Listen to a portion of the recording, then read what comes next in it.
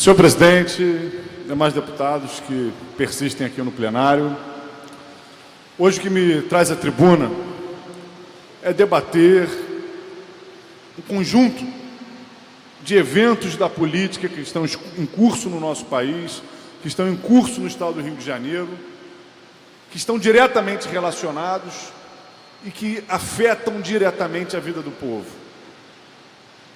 Nessa semana, a gente viu dois anúncios muito importantes. Um deles, a extinção do Ministério do Trabalho pelo presidente eleito Jair Bolsonaro. O outro, a nomeação da presidente da bancada ruralista para o Ministério da Agricultura. É importante a gente refletir sobre como esses dois eventos estão relacionados. Por um lado, o governo Jair Bolsonaro já começa enfraquecendo mais um instrumento de defesa do direito dos trabalhadores, de defesa do trabalho existente no nosso país. O Ministério do Trabalho, que, dentre outras atribuições, tem a de fiscalização do trabalho escravo, a de fiscalização e combate ao trabalho infantil, e que vai ser extinto pelo presidente eleito Jair Bolsonaro. Ao extinguir o Ministério do Trabalho, ele reforça uma mensagem muito clara de descompromisso com a defesa dos trabalhadores. Mensagem que ele insinuou durante a campanha, mas não teve coragem de defendê-la com clareza e transparência. Insinuou, por exemplo, quando disse que os trabalhadores teriam que escolher entre mais direitos, entre ter direitos ou ter empregos. Uma falácia, já repetida pelo governo Temer, que retirou direitos dos trabalhadores e não conseguiu enfrentar os índices de desemprego. Retirar direitos dos trabalhadores, entrar na lógica de cada país buscar retirar mais direitos dos trabalhadores numa suposta disputa de competitividade, o que faz é piorar as condições dos trabalhadores em geral e não ampliar a empregabilidade. Pelo contrário, medidas como redução da carga horária de trabalho, limitação da possibilidade de horas extras, é que poderiam fazer com que houvesse um rearranjo geral que permitissem um aumento da vaga do número de trabalho. Então, a primeira medida tomada pelo deputado Bolsonaro, anunciada, foi essa. E a segunda, a nomeação de uma ruralista para o Ministério da Agricultura. E quando ele nomeia uma ruralista indicada pela bancada ruralista para o Ministério da Agricultura, o que ele está sinalizando? Ele está sinalizando que o Ministério da Agricultura vai estar a serviço dos ruralistas. Esse é um país que nunca realizou uma reforma agrária, que por isso, inclusive, continua sendo um dos mais desiguais do mundo e com maior concentração de terras no planeta, que tem, desde o período da ditadura civil-militar, um setor ruralista acostumado a mamar em créditos subsidiados do Estado e permanentemente receber perdão de dívidas porque não são pagas. É um setor importante no atual modelo econômico do Brasil. É evidente que é um setor economicamente importante, especialmente para o equilíbrio da balança comercial, mas que, por outro lado, tensiona cada vez mais os limites da fronteira agrícola, sendo responsável pelo desmatamento da região amazônica, da violência contra indígenas, da violência contra outras populações, outros povos da floresta. Então, é também um setor econômico que precisa ser regulado e controlado.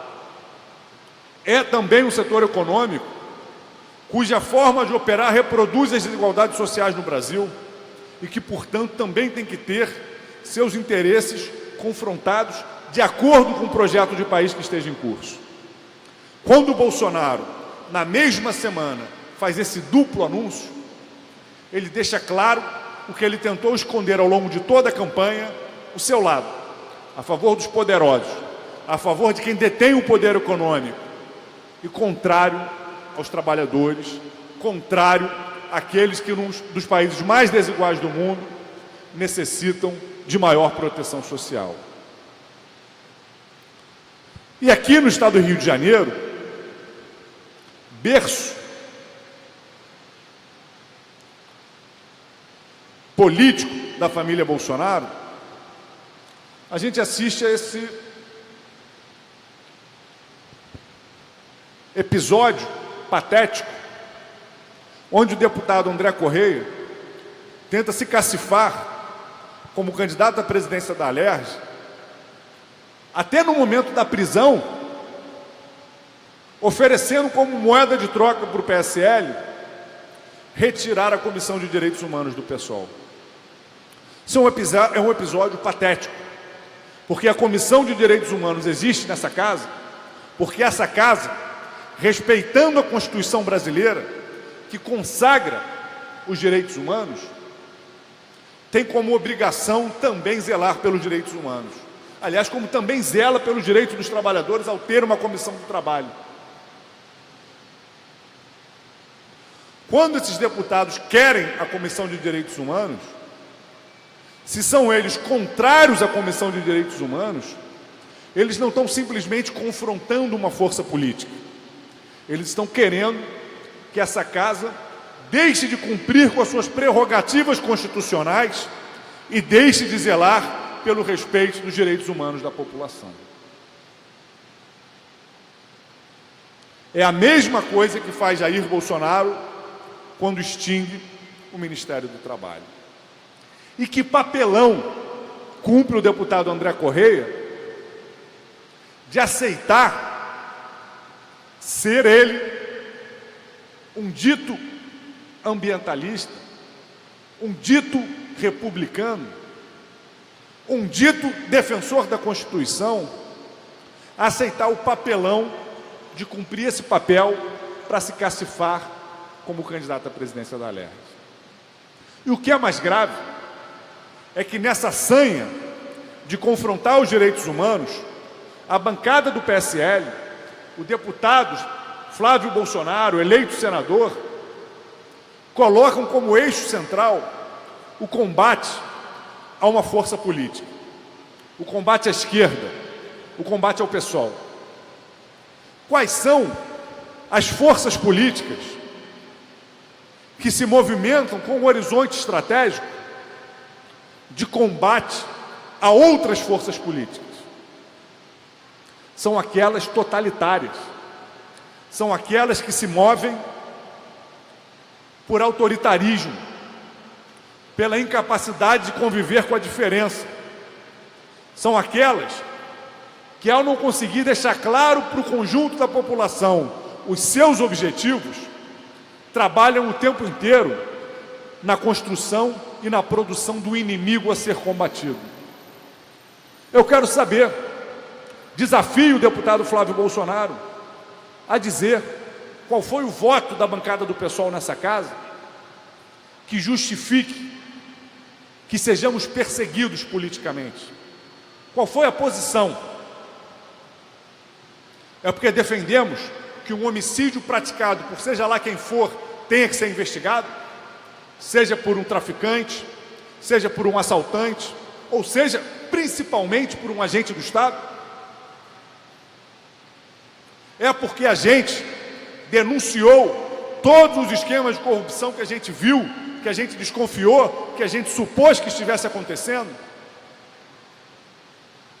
É porque a gente pediu a cassação do ex-presidente dessa casa, Jorge Pisciani, que o deputado Flávio Bolsonaro foi um dos seus eleitores para sentar aí nessa casa e presidir um poder no estado do Rio de Janeiro?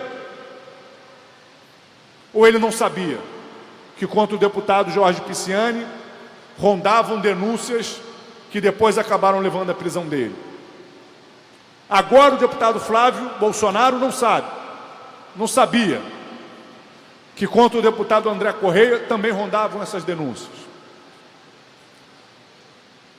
É moralista, é falso moralista, que usa o discurso do combate à corrupção para esconder as suas posições políticas, que não tem nenhuma vergonha de compor com quem quer que seja, denunciado pelo que quer que seja, para alcançar os seus objetivos. Mas se esconde atrás do debate moralista, se esconde atrás da produção do inimigo, para não deixar transparentes as suas posições. O PSOL é um partido que nasceu reafirmando a necessidade de combater as desigualdades estruturais que existem no Brasil. O PSOL é um partido que nasceu falando da relação intrínseca entre esses esquemas que capturam o Estado brasileiro e os interesses do poder econômico que tem nas oligarquias políticas, porta-vozes diretas dos seus interesses junto ao Estado. A corrupção não é um fim, não é um ataque moralista. A corrupção é um meio de capturar permanentemente o Estado brasileiro e privatizar as suas ações e fazer com que a sua perspectiva seja de manutenção dos privilégios e não de construção da ampliação dos direitos sociais da população. É por isso que a bancada do PSOL, mais uma vez, conclama ao debate coerente, aberto, programático e responsável para enfrentar a crise que o Estado do Rio de Janeiro enfrenta. Que a gente possa ter nessa casa um instrumento de fortalecimento do republicanismo, da pluralidade, da diversidade e do bom debate, e não um instrumento do autoritarismo, da retirada de direitos dos trabalhadores, da perseguição às minorias. Então eu concluo, senhor presidente, fazendo esse chamado ao conjunto das forças políticas, ao conjunto da população do Estado do Rio de Janeiro, para que aproveite essa situação que a gente está vivenciando hoje, onde mais 7 deputados são presos por corrupção, para ver de fato quais são as posições de cada bancada, quais são os interesses que estão colocados em jogo nessa disputa política que está aberta no Estado do Rio de Janeiro. Obrigado.